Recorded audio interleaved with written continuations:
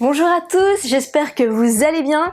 Alors aujourd'hui on va parler d'un sujet qui est un petit peu dans l'actualité parce que vous êtes nombreux à passer en ce moment les examens, les partiels, parce que oui, c'est ce mois d'avril, ce mois de mai et pour certains le mois de juin, mais ça va être beaucoup là en ce moment et peut-être que vous n'avez plus énormément de temps pour réviser, donc j'ai fait énormément de recherches pour vous structurer une vidéo efficace et non pas un petit peu bordélique dans le sens 8 conseils pour réviser à la dernière minute.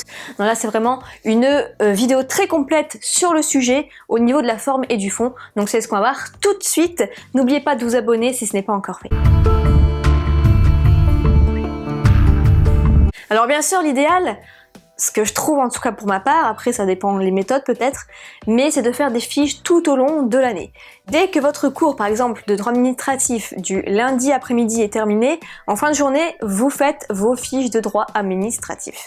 Et vous faites comme ça au fur et à mesure de l'année parce que en fait réviser juste vos fiches, ça va être avec vos mots, vos résumés, et surtout il y en a beaucoup moins à réviser. Mais là, c'est peut-être trop tard pour vous, vous n'avez plus le temps, donc c'est ce qu'on va voir tout de suite en 8 étapes, comment réviser au dernier moment.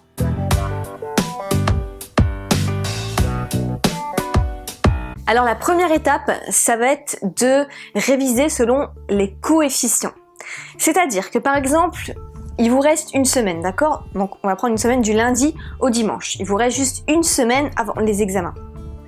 Et par exemple, vous avez deux matières avec des gros coefs, d'accord?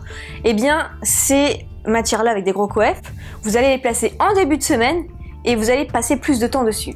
Par exemple, pour le lundi et mardi, vous allez placer la matière 1 avec un gros coef, et pour le mercredi et le jeudi, vous allez placer la matière 2 qui a aussi un gros coef. Et le reste, avec des petits coefficients, vous allez les appliquer donc pour le vendredi, samedi, dimanche, d'accord? Si ça passe. Sinon, par exemple, le plus gros coef, vous allez prendre le lundi et mardi. Après, vous allez faire seulement une journée pour le reste, d'accord?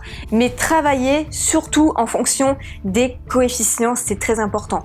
Donc, je vous donnerai à la fin un calendrier en format PDF que vous allez pouvoir enregistrer, imprimer et faire en sorte de réviser efficacement.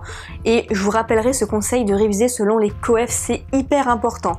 Ne passez pas à temps égal, le travail égal, selon les coefs. Si par exemple vous passez 3 jours pour quelque chose avec un coef 1 et que vous passez seulement une matinée pour un gros coef, c'est dommage parce que vous allez passer à côté de pas mal de choses. Je pense que les grosses matières sont plus importantes et ont besoin de beaucoup plus de travail, beaucoup plus de détails, surtout en droit parce que les détails, faut absolument tout connaître. Faut pas être dans le général, faut connaître les moindres détails et il faut donner le maximum d'exemples, d'arguments, donc c'est important d'y passer plus de temps. Étape numéro 2. Est-ce que tu as dans ton entourage quelqu'un dans ta promo qui a fait des fiches? Si oui, est-ce que tu peux lui demander qu'elle te les passe ou alors tu peux en faire des photocopies?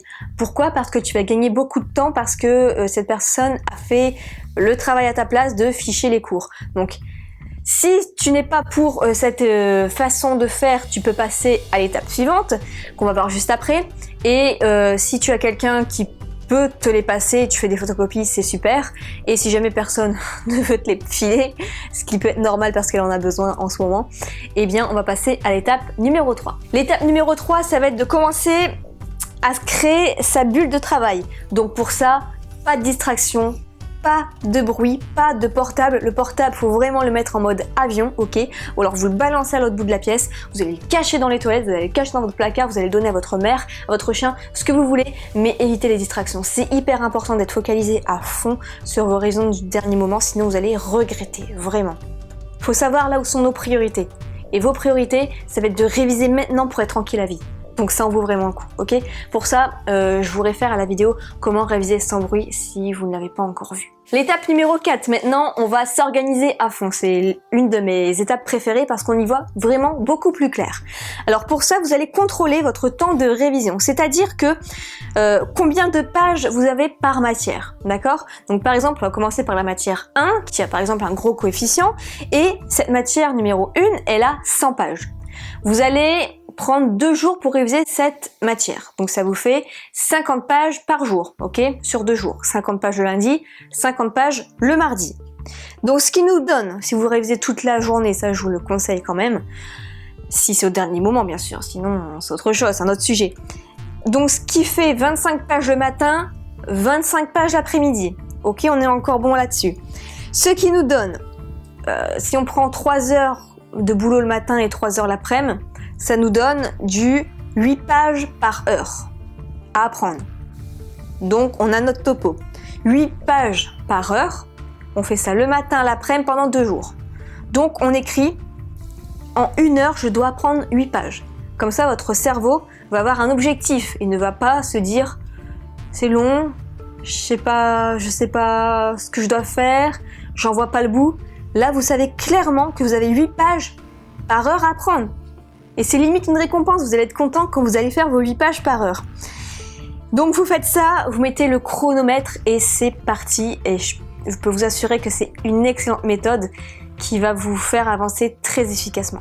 L'étape numéro 5, ça c'est plutôt pour ceux qui veulent apprendre par écrit, qui ont une mémoire visuelle. Ce que vous faites, c'est que même si vous avez peu de temps, vos cours, vous allez les réécrire avec vos propres mots, donc faire des fiches très résumées. Vous savez que moi, pour résumer un cours de 200 pages en droit, j'avais seulement 5 pages parce que je résumais au maximum, mais chaque mot-clé, c'était comme quelque chose qui me, qui déclenchait en moi tout le détail du reste du cours, vous savez. Donc j'apprenais comme ça. Donc ce que vous faites, c'est que vous résumez le thème, le cours avec vos propres mots. Vous mettez les notions importantes, la définition, la jurisprudence, etc., etc. Et surtout, un conseil, c'est que souvent en droit, en tout cas, le prof va donner, je sais pas, peut-être 5 jurisprudences pour illustrer le même propos. Vous en apprenez qu'une et cette jurisprudence, elle doit être dans le code. Le code de droit, quoi, peu importe lequel, et ça doit raconter l'histoire, enfin la jurisprudence. Comme ça, vous êtes sûr que vous allez pouvoir vous appuyer sur un exemple qui a été donné en cours et en plus qui est dans le code, et comme ça va vous libérer le cerveau parce que vous savez que cet exemple en plus il est dans le code. Donc voilà, ça fait ça en moins, ok? Donc faites ainsi, résumez au maximum avec vos propres mots les fiches pour bien apprendre. L'étape numéro 6, c'est qu'on arrive en fin de journée, à chaque fois que vous avez révisé tout, et bien ce que vous faites, si vous avez révisé sur des fiches, vous relisez, c'est important pour bien apprendre, c'est la répétition. Donc vous relisez vos fiches au moins une fois avant de dormir, et votre cerveau après il va ranger tout ça dans les tiroirs du cerveau et ça va aller mieux pour trier les infos et retenir, ok? Et si vous êtes plutôt vous avez une mémoire auditive, vous pouvez aussi très bien vous enregistrer, vous écouter le soir avant de dormir. Voilà, je suis désolée, c'est pas de série, c'est pas de télé, mais c'est important encore une fois. Pour ces priorités, il faut se réécouter ce qu'on a appris du cours juste avant de dormir pour en tirer une sorte de conclusion et être sûr de retenir l'information. L'étape numéro 7, là c'est une de mes astuces, c'est se garder une journée, ce que j'appelle méthode. Vous allez revoir la méthode de l'exercice en question. Si par exemple vous avez un commentaire à faire ou une disserte, vous revoyez les 2 méthodes point par point comment il faut faire exactement, d'accord? Parce que ça, trop peu d'étudiants le loupent et la méthode parfois c'est 10 points et l'autre méthode et les 10 autres points c'est la connaissance. Donc si vous pouvez gagner au moins 10 points et après c'est que du bonus pour les connaissances, c'est tout bénef, il faut vraiment y penser. Donc vous revoyez la méthode de la disserte, du commentaire, des exercices de maths, de la géographie, de la carte, etc. Bref, vous revoyez les méthodes à fond, ok?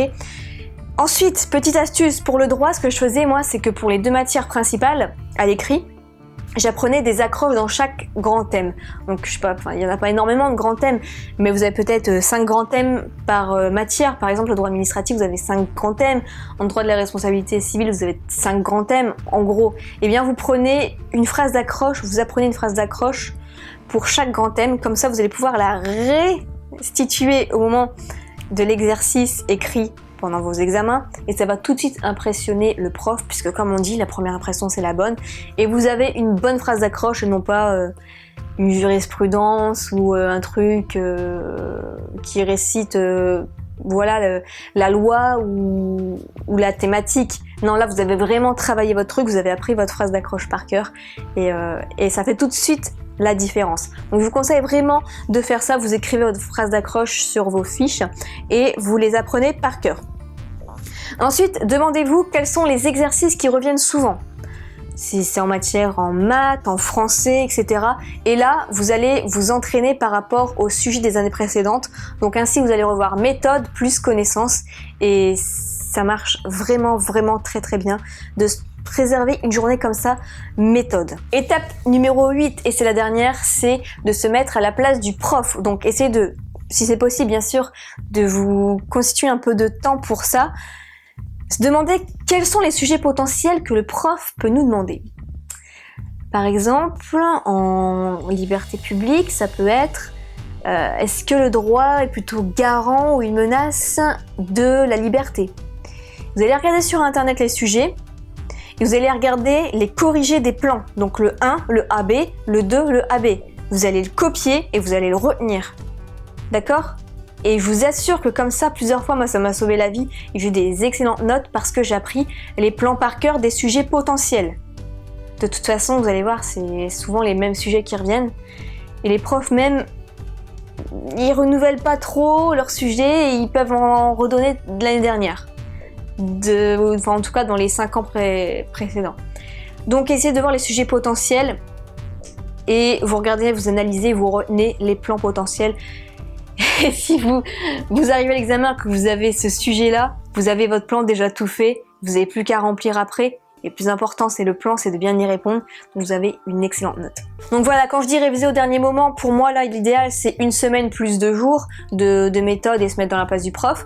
Mais tout ça, bien sûr, s'il vous reste que 3 jours, vous condensez tout ça, toute cette méthodologie-là en 8 étapes au maximum, d'accord? Ça va plus être des journées, mais des heures. Donc, je répète que je vous donne une fiche PDF que vous pouvez télécharger pour pouvoir vous organiser et c'est à vous de compléter après selon le nombre de pages, les journées méthodes, etc., etc. Et bien, j'espère que cette vidéo, elle vous aura plu. Si vous avez d'autres astuces, donnez-les ici en commentaire pour que tout le monde puisse s'entraider ensemble pendant cette période d'examen. Et puis, quant à nous, bien, on se retrouve dans une prochaine vidéo. Salut!